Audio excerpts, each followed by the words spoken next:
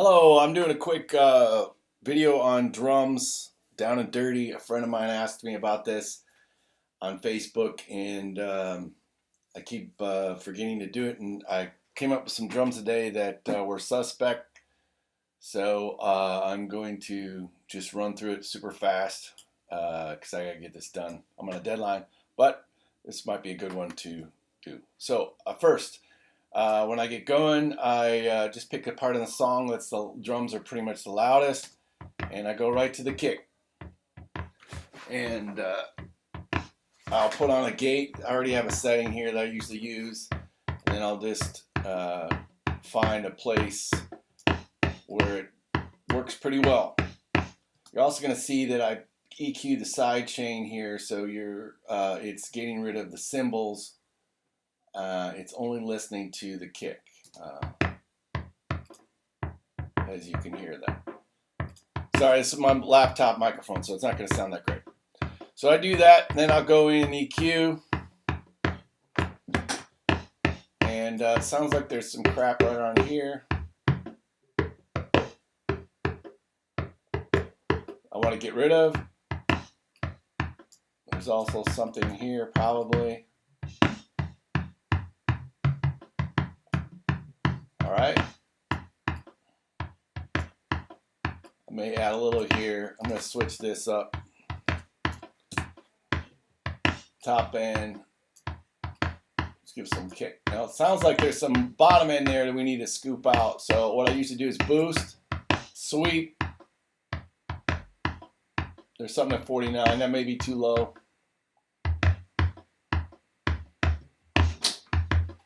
I'll be back. I gotta go.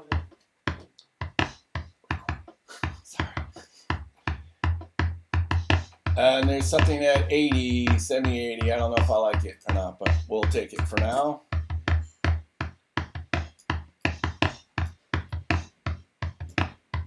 And then I have a preset here that I use that is like a Neve 160, a DBX 160 settings on a Neve.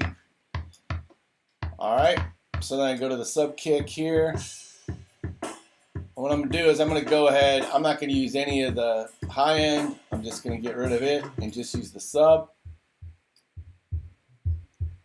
Right?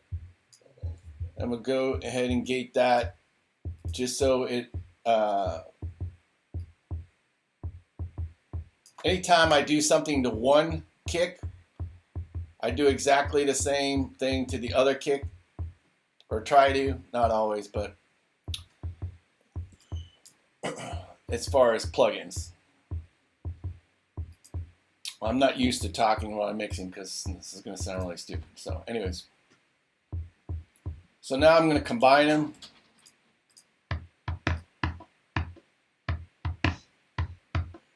And then I'm going to check the phase. You see if it's out of phase with this, there's no bottom end. Put it in phase, there's some booty there now. Then adjust how I want them for now. I'm going to always probably change it later. Alright. So I'm going to go to snare. Do the same thing with the gate. This gate works really well when you have the key right, as you can hear. On the snare, generally people don't screw up snares too often. So I don't always EQ. But I'll put an EQ on there that I may come back to later. And then I'll go to the bottom snare, which is usually really bright. All right. I may adjust the compression on that one to get it a little more smacked. And then now I'll add them together. And check phase. And you notice that I flip phase, there's quite a bit more beef. All right. So I'm going to group these, come back to them. Actually, right about now, I may set up my drum group and my verb.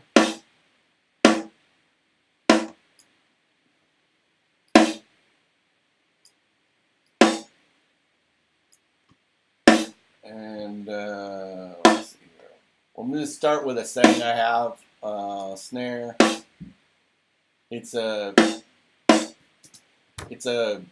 Basically it's a convolution of the EMT 250, the R2D2 verb, and then I've done some EQ and mess with the pre-delay and all that.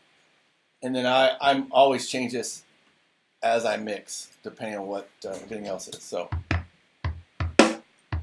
all right. We'll go ahead and put these into the group.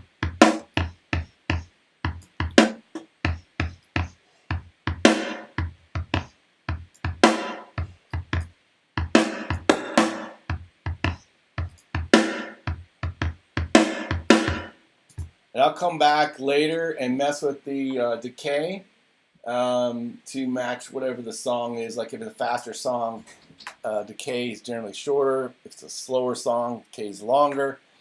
It totally depends on the song. There's no real rule. So now I got the hat and the ride.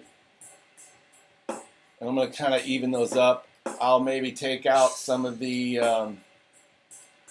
low trash. I really don't want to have in there.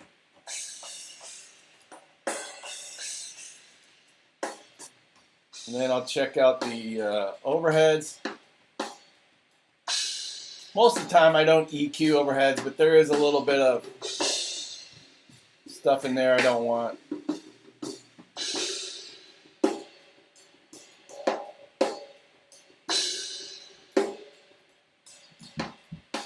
And I'll add some air sometimes, depending on whatever mics they use. All right. Hot eggs.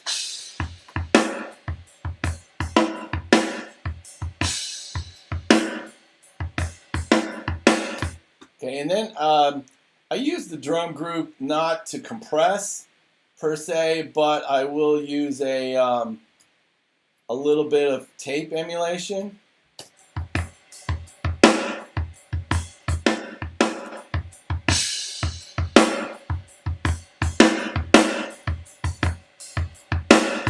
You can use whatever you like. UAD has cool tape simulator too. Now, the compression that on the overall drums in the mix will actually come from my 2 mix, okay? And I've written a little patch here that kind of emulates what I use on the SSL board. All my mixing emulates what I used to do when I was mixing on SSLs in the 90s and 2000s. So this is just a patch I usually start with. I'll adjust it as we go. And you'll notice that the compression there,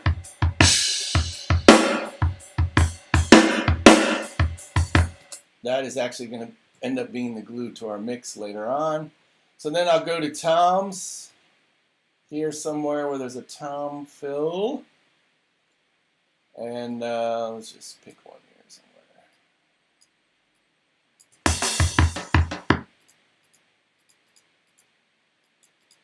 And if I remember correctly,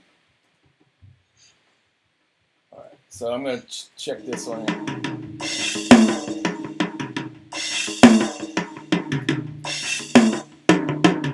Actually, I'm going to start with tom 2 because then you can generally move around your EQs.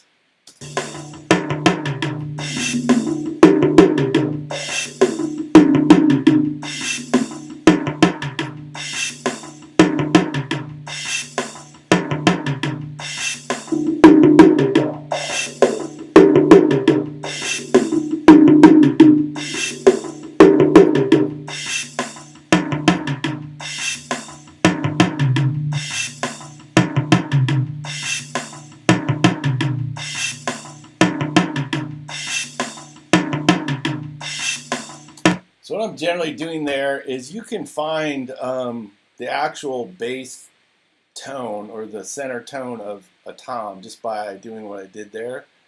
And, you know, there'll be different high to low as you go. So, and generally, actually I'll say this on the kick. generally, whatever frequency you don't like in the kick, an octave down is really the frequency you want. So an octave down is actually 80, so 78 we're pretty darn close.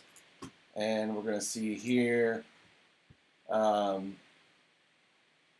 we would cut 200 and boost maybe around that 18. So these toms are a little interesting anyways, but.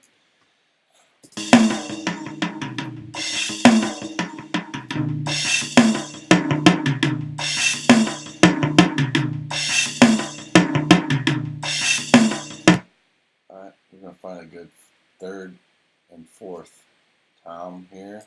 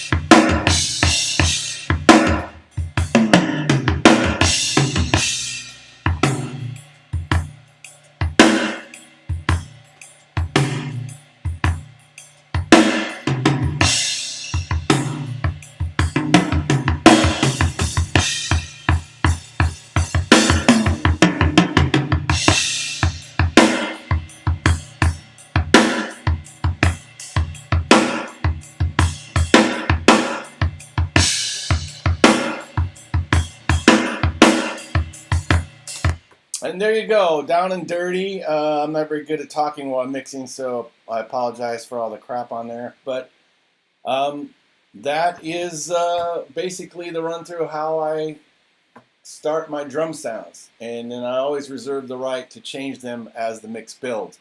And I'm not going to build this mix right here because this is actually something I'm currently working on. So if I play any of the music, we might get in trouble. All right, so have fun. Thank you very much. Talk to you later.